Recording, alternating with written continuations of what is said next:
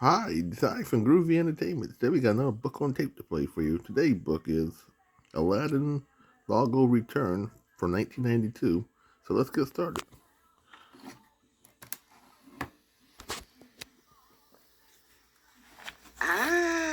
Welcome back to Agrabah, my worthy friend. Much has happened since we last visited. Iago has managed to escape from the lamp, leaving the evil Jafar inside, and has returned to the palace. But don't worry, all is well. In fact, at this very moment, Aladdin is with the royal chief of etiquette. Shall we drop in on them? Every time you hear this sound, it will be a signal to turn the page. Let us begin. Assad, the royal chief of etiquette, was trying to teach Aladdin the royal bow. But Abu, Aladdin's pet monkey, slid across the marble floor and distracted our poor friend. Abu, look out! Oops, there goes another vase. Only 2,742 to go. Assad clenched his fists. For the thousandth time, try the bow again, boy. Aladdin scowled at Assad. And for the 1,000th time, my name is Aladdin, not boy.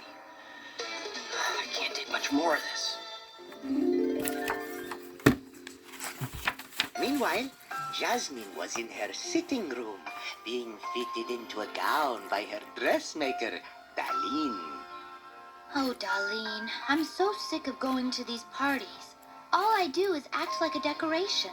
Princess, you shouldn't be distracted by such foolishness. But I'm tired of people expecting me to just look pretty and not do anything. Aladdin would understand. I wonder where he is. And with that, Jasmine walked out of the room, leaving Daleen alone with her pincushion and measuring tape. Jasmine found Aladdin in the great hall, looking very unhappy. Aladdin, this place is driving me crazy. I never thought I'd say this, but it's getting to me too. Then let's go away, just the two of us. Can we do that? What's your father gonna say? I'll explain it to him. He'll understand. But no one else has to know, especially Abu. You know he'll want to go. Now, what about Iago? Remember what Father said. I'll take care of Iago. You meet me by the front gate at sunrise. At dawn the next morning, Jasmine silently waited for Aladdin by the palace gates. Just as she was about to give up, she spied him hurrying toward her with something hidden under his cloak. Sorry I'm late. What took you so long? I ran into a slight problem. Oh? I'll tell you about it later. Come on. Let's not waste any more time. That hay wagon is heading out of town. Let's hide in it. Aladdin dashed into the street, and Jasmine hurried after him. As Agrabah faded into the distance, Aladdin and Jasmine fell asleep in the back of the hay wagon. What? Gesundheit. That wasn't me, Aladdin. Suddenly, Iago peeked out of Aladdin's cloak. I can't breathe in here! Aladdin, what is that bird doing here?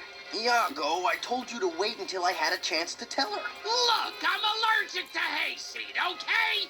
Jasmine, your father said I had to keep an eye on him after he escaped from the lamp, remember? Iago's going to ruin our trip. I just don't trust him. Me, ruin your trip? I'll improve it. After all, where have you two been besides Agrabah? I'm the guy who knows all the hot spots. We don't need your help, thank you. Jasmine, give him a break. I mean, he did save me from those rotten thieves in the marketplace. Oh, all right. But if he tries anything, he's tiger food for Raja. Suddenly, the driver spun around. Hey, what are you?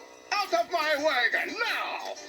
Aladdin, Jasmine, and Iago quickly jumped out of the wagon, and the driver took off, leaving them in the middle of the desert.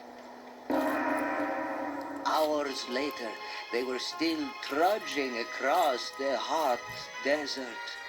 Finally, they came to a tent that said, "Rashid's rent a flying creature." A man in a white robe came out. Ah, you need transportation. I've got a special today on flying horses. They come with airbags and anti-lock What a relief. Aladdin, give him some coins. I didn't bring any. Iago began rummaging through his pouch for some change. Rashid spotted a large diamond in the pocket of the pouch, and he snatched it away. Hey, wait a minute. Sorry, beggars can't be choosers. No refunds on daily specials.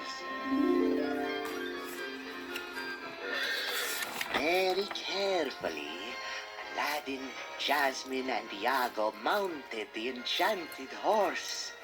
Then, with a single beat of its giant wings, the horse lifted off the ground and sailed across the sky.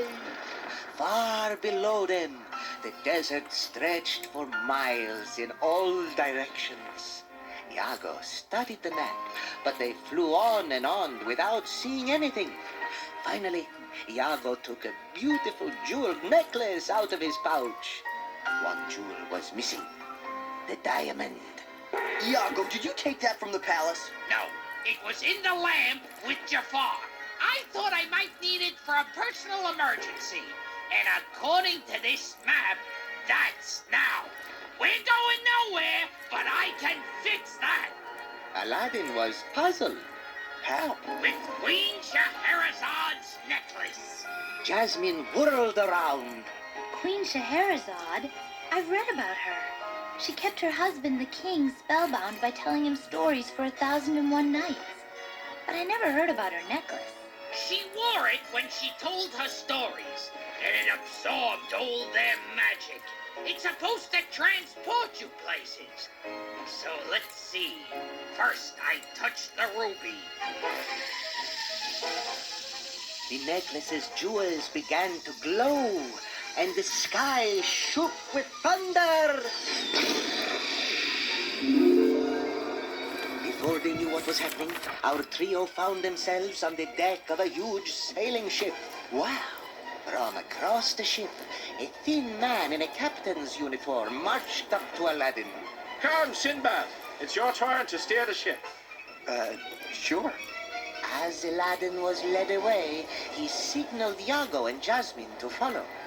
But a mean sailor got in their way. Who are you? Friends of Sinbad. Sinbad never brings friends on his journeys. It's too dangerous. He motioned to another sailor. Lock these stowaways in the brig. Later that night, when everyone was asleep, Aladdin sneaked down to where Jasmine and Iago were in chains. If there's one thing I still know how to do. Aladdin quickly picked the locks. As soon as they were free, Aladdin wanted to use the necklace, but Jasmine grabbed his arm. Wait, Iago has something to tell you, don't you, Iago? Yeah. I think we're in one of Shahrazad's stories. Without that diamond, the necklace is, well, on the blink. And it's too dangerous to use that thing. Who knows where we'll end up? There's a lifeboat on deck we can use. Come on. Aladdin, Jasmine, and Iago rowed and rowed until finally they came to a dark, tropical island.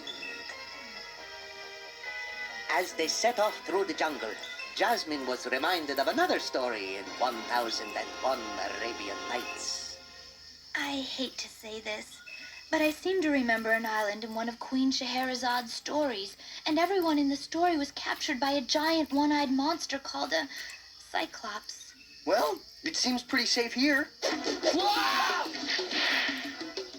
Suddenly, they were snapped up in a net and were dangling 30 feet off the ground. A giant one-eyed monster was ogling them and smacking his lips. Jasmine shrunk back against the net. I think we're his supper. Jasmine, Iago, look. There's a hole in this net. We can escape. But he's huge. Wherever we go, he'll see us. Ah! He's trying to grab me! Oh, he's got my wing! Make a run for it, you two! I'll distract him! As Aladdin and Jasmine dropped through the hole in the net, Iago turned to the Cyclops. Hey, I got something to show you. Come here, real close like. Iago quickly flew over to Aladdin and Jasmine. Come on, let's go. How'd you get away? He has an eye the size of a watermelon. I got a sharp beak. Bada bing, bada boom. Figure it out yourself. That doesn't sound too nice. Yeah, well, neither does roast parrot. At that moment, the ground began to shake, and 3 more Cyclopes came thundering through the jungle. Aladdin, Jasmine, and Iago took off running, but Aladdin felt the Cyclopes gaining on them. What should we do now? Iago tossed him the pouch. What do you think? Use the necklace. Are you sure? Oh no! Aladdin dropped the necklace, and all the jewels fell out. With the Cyclopes just seconds away, he got down on his hands and knees and scooped them up. Jasmine looked around nervously. Look, there's a path through the trees. Let's take it. They climbed the steep, narrow path, which took them deep into the mountains. Suddenly, they found themselves trapped in a canyon. Aladdin quickly put the jewels in place and pressed each one, but nothing happened. Aladdin, I think you've got the jewels in wrong. I'm sure the emerald is supposed to go next to the sapphire. Try it again. Hurry. Aladdin switched the 2 jewels, but this time when he pressed them, Abu suddenly appeared. In his hand was the diamond that Rashid took from Iago. Abu, where'd you... How'd you swipe the diamond? Did you follow us to Rashid's? Give me the diamond, Abu. Maybe the necklace will work this time.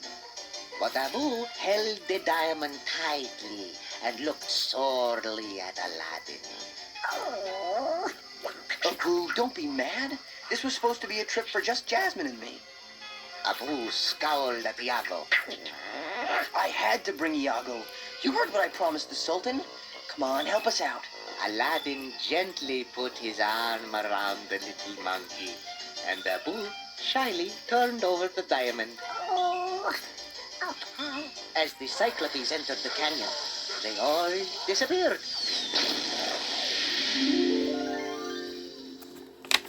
This time, the necklace took them to a valley of rocks. There was a trail that cut through the rocks with a sign that said, Valley of Insults. Proceed at your own risk. 5 miles to Fountain of Truth. Iago bristled. Something tells me I'm not gonna like this place. What choice do we have? We don't know how to get back to the palace. We don't even know the right order of the jewels. The Fountain of Truth can tell us the right order. Come on, let's give it a try. How can a few insults hurt us? Cautiously, Aladdin, Jasmine, Abu, and Iago entered the valley. Soon the valley echoed with insults. If it isn't Aladdin, the street rat, and his clumsy pet, Abu. Facade?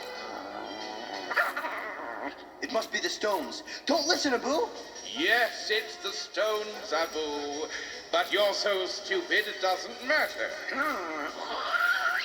Abu turned to answer and was instantly changed to stone. Jasmine grabbed Aladdin's arm.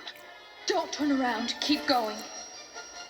Well, Aladdin, you're really a total failure, aren't you, boy? Couldn't even save your monkey. Are you listening, boy? Before Jasmine could stop him, Aladdin whirled around to answer and immediately was turned to stone. Sadly, Jasmine went on. Iago hopped along after Jasmine. They can't get to me. They're amateurs. They may be amateurs, but I'm not, you obnoxious little creature. Jafar. I told you that I bought you from a wealthy plantation owner. Well, I lied. Your parents left you to die outside a broken-down camel stable.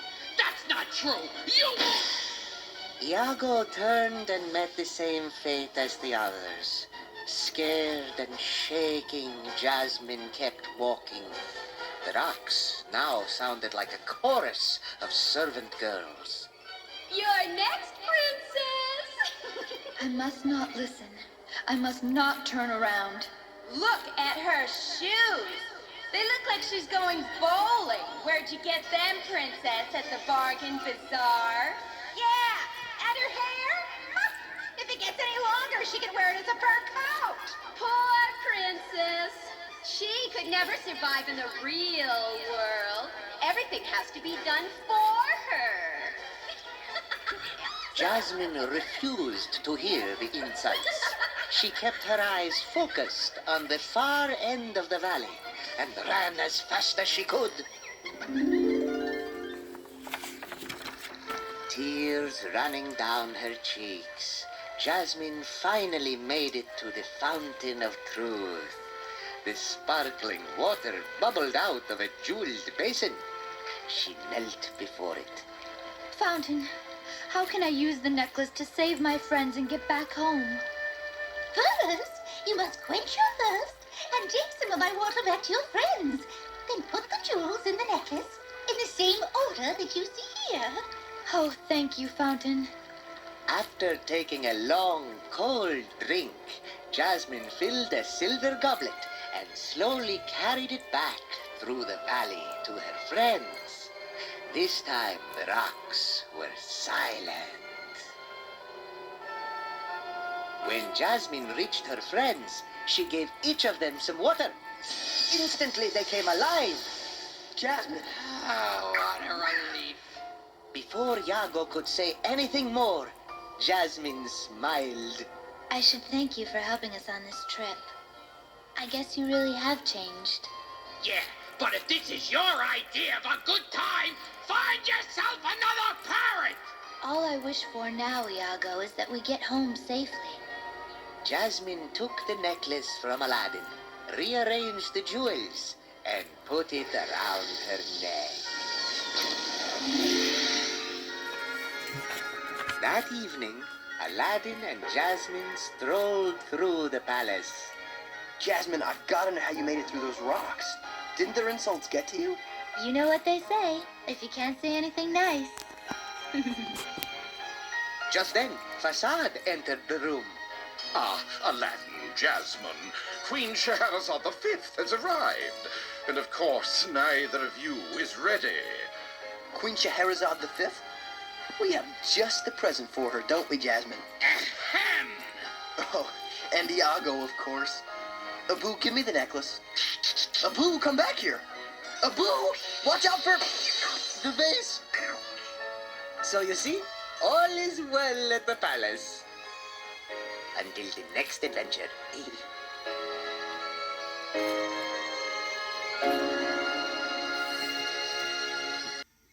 That was the end of the story.